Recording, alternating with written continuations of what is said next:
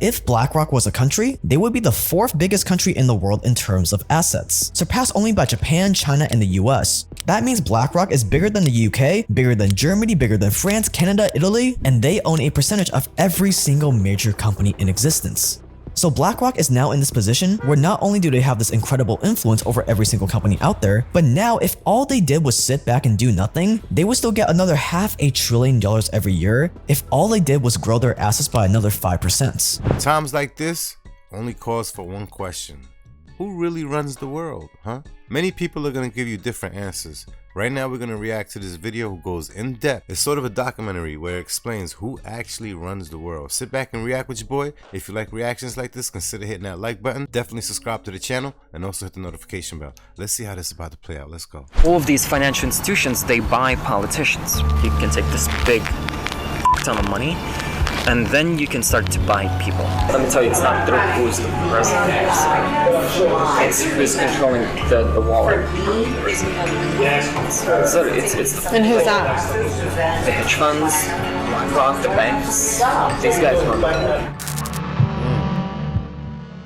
A couple of years ago, we released this legendary video. BlackRock, the company that owns the world, with over 3.5 million views. But back then, we only had secondhand information to go off of. But now, we have this guy, Sergey Varlay, a BlackRock recruiter exposing it all, thanks to an undercover operation by James O'Keefe. First, there's the senators, and these guys are cheap. You got 10 grand, you can buy a senator. I can give you 500K right now, no questions asked. Yeah. I didn't do this, we're done. Volatility creates opportunity to make profit. War is real good for business. You're like an undercover reporter. No people don't give a shit. This is beyond them. So now, from the horse's mouth itself, here's a simple guide on how to actually rule the world.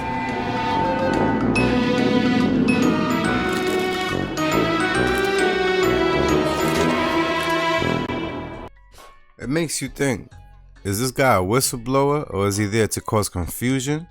Huh? Really, because if he's still alive and he's exposing one of the biggest conglomerate, I mean, hey, shouldn't he be watching out for his back?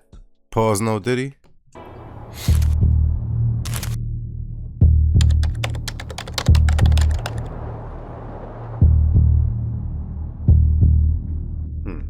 Step number 1, to rule the world, you first need to control an obscene amount of money. See, money gets you to the big boys table. And when you're at the big boys table, that's where you can actually start influencing how the world works. Anybody who wants to go into politics, they're all puppets.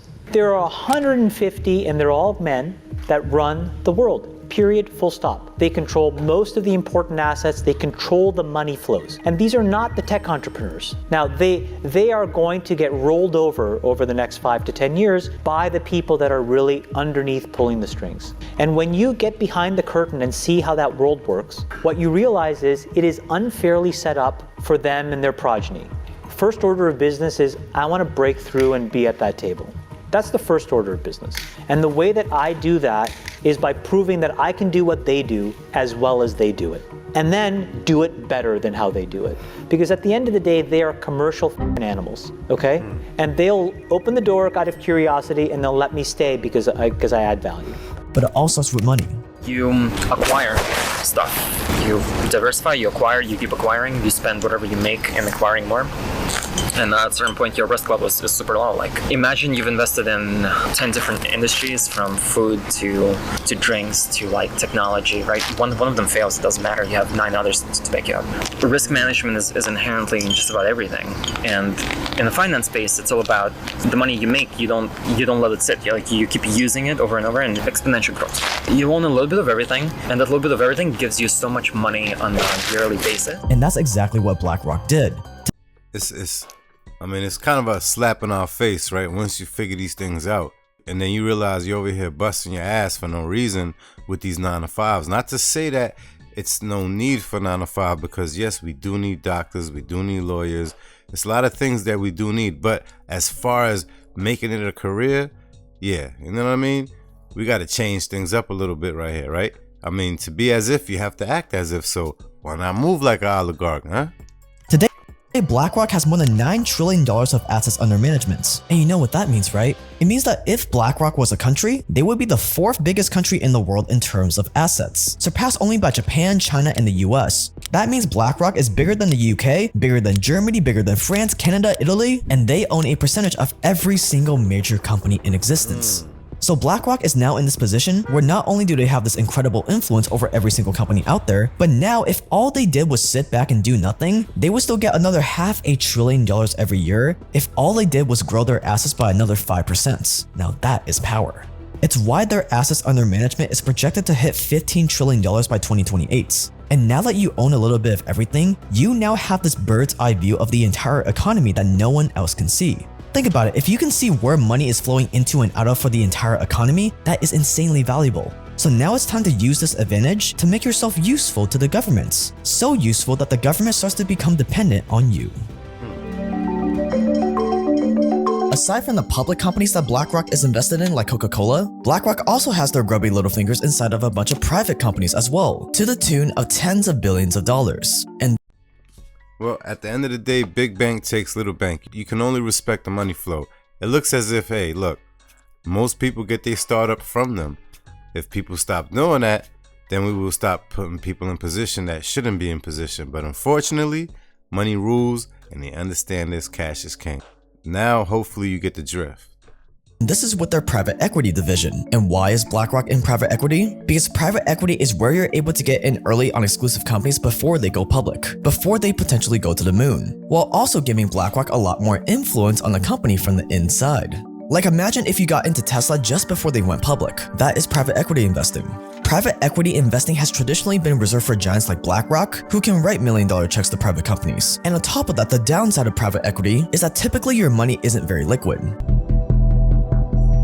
Step number 2, make yourself indispensable to the governments. Economic simulation. They need to understand the impact of something, right? They're gonna raise the interest rate, for example.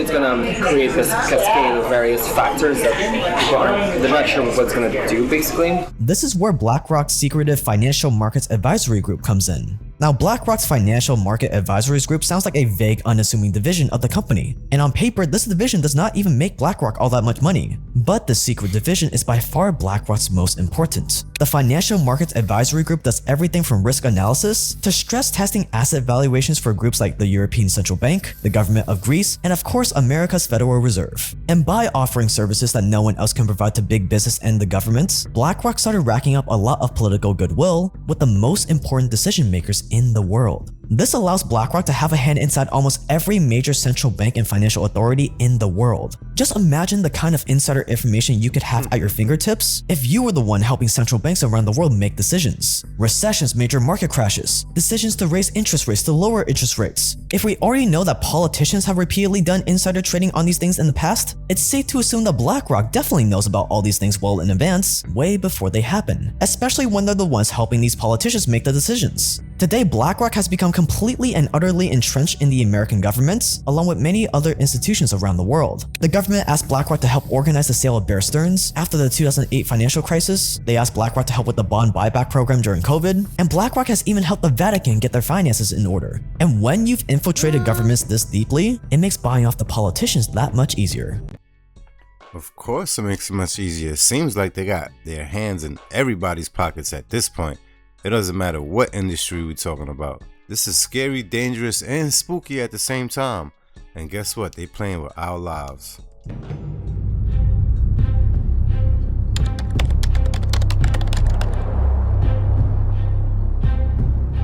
Buy a politician or two? Okay. Step number 3, buy yourself a few politicians. All of these financial institutions, they buy politicians. Let me tell you, it's not who's the president.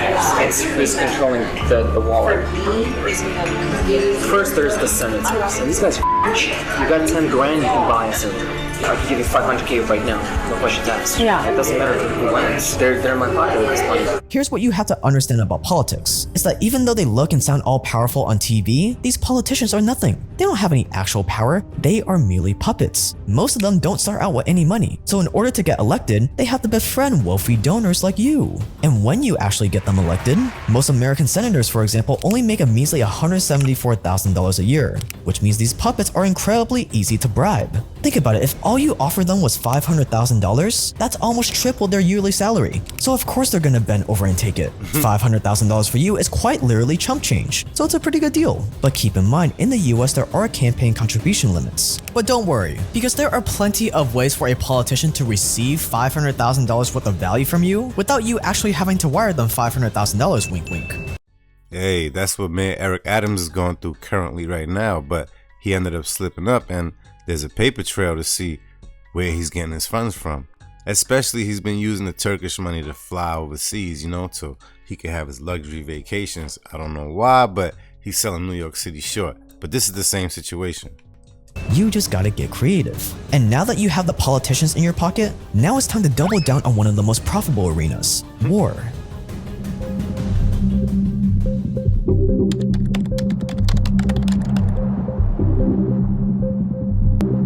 We're going through this right now. I'll give an example. Russia blows up Ukraine's grain silos. Price of wheat's gonna go mad up. So what are you gonna do if you're a trading firm? The moment that news hits, within a millisecond, you're gonna pump trades into whoever the wheat suppliers are, into their stocks. Within an hour or two, that stock goes up, and then you sell, and you just made, I don't know, however many mil. This is fantastic if you're trading. Volatility creates opportunity to make profit. War is real good for business. It's exciting when goes wrong, right? And that's not all. In June 2023, BlackRock announced it will be setting up a reconstruction bank with the Ukrainian government to help rebuild the country and attract private investments. And even though BlackRock said they're going to be offering their help for free, this move will put BlackRock in the perfect position to get in early on all the best investments. Think about it, if Ukraine wins this war, it's safe to assume that America is just going to dump even more money into the country to rebuild and take it over. And BlackRock will be in the perfect position to know about it first and capitalize. That's why companies like BlackRock are doing everything in their power to keep the war going. Because the more damage the war creates, the more reconstruction will be needed. Ukraine is good for business. You know that, right? We don't want the conflict to end. If you own shares in Lockheed Martin, Raytheon, and Boeing just like BlackRock does, then war is great for business. If you have contacts in the government that tell you when Ukraine's grain silos are blown up, or when America's going to sanction Russian natural gas so you can profit off of it, war is great for business. If you own shares in the companies that are eventually going to be hired to rebuild Ukraine, war is great for business.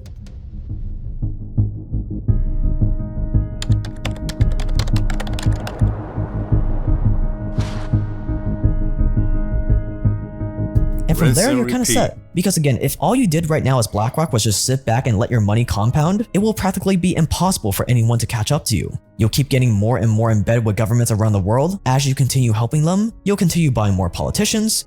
How is nobody stopping this is absurd right now. Like, how is this continuing going on? I mean, this snake is only gonna keep growing. No diddy.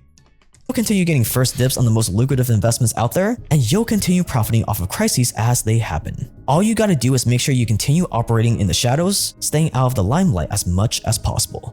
They don't want to be in the news. They don't want people to talk about them. They don't want to be anywhere on the radar. Why not?